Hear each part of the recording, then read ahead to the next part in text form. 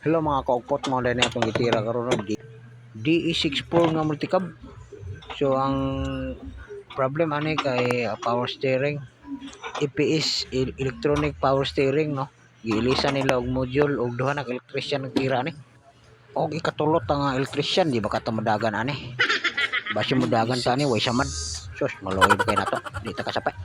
Actually ko bala kang electrician kay giilisan na wala gyapon. Atong mekaniko gubot-buot lang ito siya.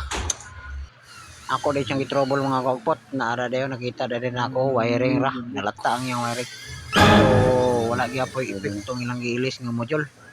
So muna na akong gikuan, gisubay na ako ang wiring. Nakita nato kung siyang daot. So muna na siya. Ato na siyang giilisan og wiring. Then ato din na siyang i-retip, no? Para bago na po ni wiring muna yung sakit diha, muna kasumpay. Kaya sige siya check engine digid mulihok iyang motor manang wa gyud function ang iyang electronics way plus. Og mao na siyang itsura nung tsada na kayo. Okay na ipos na nako gitawon na ni Mr. Mekaniko. Siya man ang pakyawan. Og ato na rin testing testing. Itong salir ba niya atong hukos-hukos pukos-pukos. Okay, giunan niya.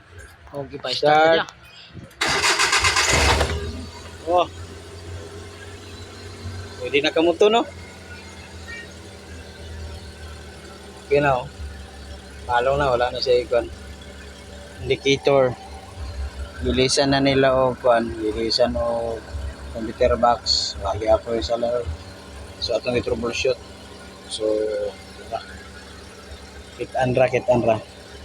Oh, nasulbad na gede ay, natsambahan na gede. Tamisik bla. So, wala kita mahimo ani, kabayan gid ang tagiyan eh. Og dagat salamat Lord sa imong grasya og gihatag nimo nga ka-bright gamay sa atong pangutok og maayong gabi sa tanan. Bye-bye kaugpot.